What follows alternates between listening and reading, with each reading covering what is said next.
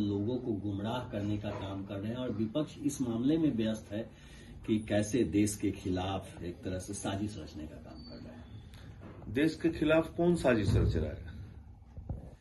देश के, अगर आपने अपने दोस्त को ही देश मान लिया है और उसके खिलाफ कोई बोलेगा, उसके भ्रष्टाचार के खिलाफ कोई बोलेगा तो देश के खिलाफ बोल रहा है, ऐसा मान लिया है, तो मेरे ख्याल से प्रधानमंत्री जी को उनका दोस्त अडानी प्रिय हो सकता है, लेकिन वो देश के लोगों को प्रिय नहीं है। वो देश की बिजली लूट रहा है, वो देश का पानी लूट रहा है, गैस लूट रहा है, पोर्ट लूट रहा है, एयरपोर्ट लूट रहा है, रेल लूट रहा है, सेल लूट रहा है। आकाश से लेकर पाताल तक पूरा देश के प्रधानमंत्री अपने दोस्त को नीलाम करते जा रहे हैं और वो पूरी दुनिया में भारत की बदनामी करा रहा है। कीनिया से भगाया जा रहा है, ऑस्ट्रेलिया से भगाया जा रहा है, मॉरिशस में उसके भ्रष्टाचार पकड़े गए, फ्रांस से भगाया जा रहा है, अमेरिका में उसके खिलाफ अरेस्ट वारंट हो गया। और भारत के अधिकारियों को रिश्वत खिलाकर महंगी बिजली बेचना देश की जनता को, अगर प्रधानमंत्री ये कहते हैं कि इस पर बोलना देश के खिलाफ बोलना है, तो मैं ये कह सकता हूं कि प्रधानमंत्री को उनका दोस्त प्यारा है, देश प्यारा नहीं है। लेकिन विदेश मंत्रालय इस बात से इनकार कर रहा है कि यूएस से सम्मन मिला है गौतम अडानी के लिए। विदेश मंत्रालय क्यों नहीं आया है? विदेश मंत्रालय क्यों इनकार कर रहा है?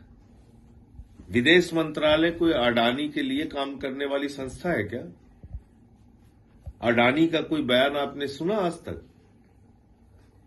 आपने क्या विदेश मंत्रालय अडानी के अधीन आ गया है? पूरी की पूरी भाजपा अडानी की नौकरी कर रही है। जितने बीजेपी के प्रवक्ता हैं, बीजेपी के सारे नेता, झारखंड के मुख्यमंत्री को सूली पे चढ़ाओ, बंगाल के मुख्यमंत्री को सूली पे चढ़ाओ। अरे केजरीवाल अभी तक कैसे बचा है, इनको तो चौराहे पे गोली मारो। लेकिन जब अडानी का मामला आएगा तो पूरी की पूरी भारतीय जनता पार्टी, पूरी बीजेपी वो अडानी की नौकर बन जाएगी। ये सब उनकी नौकरी कर रहे हैं। नहीं, हमारे भैया को मत छेड़ो, हमारे भैया को कुछ मत कहो, हमारा भैया अडानी, उसके खिलाफ कैसे आप बोल सकते हो? तो जाके जूते चाटो, आपको चाटना है तो। विदेश मंत्रालय क्यों स्पष्टीकरण दे रहा है? भाई अडानी के मामले में जो भी पक्ष रखना है, अडानी को रखने दो। तुम लोग क्यों लगे हुए हो इतना उसकी वाहवाही में? इसीलिए मैं कह रहा हूं, प्रधानमंत्री इंडिया के लिए नहीं, अडानी के लिए काम करते हैं। उनके देश के विदेशी दौरों की जांच कराई जानी चाहिए प्रधानमंत्री के। जहां जहां वो गए वहां अडानी को ठेका मिला। श्रीलंका में भारत की बदनामी, बांग्लादेश तक में भारत की आप हिंदुस्तान की बिजली उठा के बांग्लादेशियों को दे रहे हैं और यहां बोलते हैं बांग्लादेशी घुसपैठियों के खिलाफ। हम लोग बेवकूफ हैं, घास खाते हैं, हमें कुछ समझ नहीं है। तुमने हजारों करोड़ की बिजली उठा के हिंदुस्तान की बांग्लादेशियों को दे दिया। कौन है सबसे बड़ा बांग्लादेशी घुसपैठिया हिंदुस्तान में? अडानी है। हजारों करोड़ की बिजली देता है बांग्लादेश को, उसके खिलाफ नहीं बोलते। पूरी की पूरी बीजेपी उसको बचाने में लगी हुई है।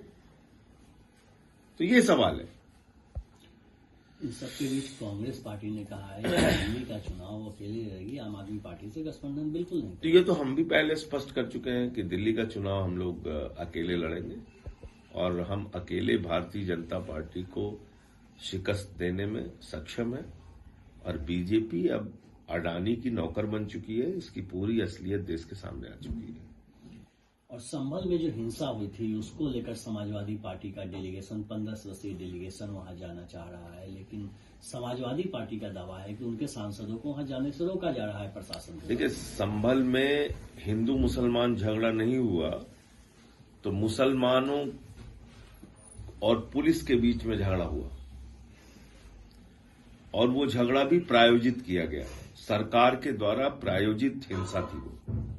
मैं बार बार कह रहा हूं, जब एक बार सर्वे हो गया न्यायालय के आदेश से, वो सर्वे सही था गलत था वो एक अलग विषय है। फिर दोबारा डीएम कैसे आदेश दे रहा है वहां सर्वे कराने के लिए? किस आका के कहने पे आदेश दिया था डीएम ने? इसकी जांच नहीं होनी चाहिए? और अगर आपने 5 लोगों की हत्या कर दी तो क्या उनके परिवारों से मिलने के लिए कोई राजनीतिक दल नहीं जाएगा? उनको रोकने से क्या फायदा है? अपनी करतूतें रोकनी चाहिए भारतीय जनता पार्टी को। यूपी को बर्बाद करने के लिए बीजेपी दिन रात जुटी हुई है। डबल इंजन की सरकार ने यूपी को बर्बाद कर दिया। रोज दंगा फसाद हिंसा, कभी बहराइच, कभी अलीगढ़, कभी मुरादाबाद, कभी संभल, कभी कहीं चल रहा है इनका।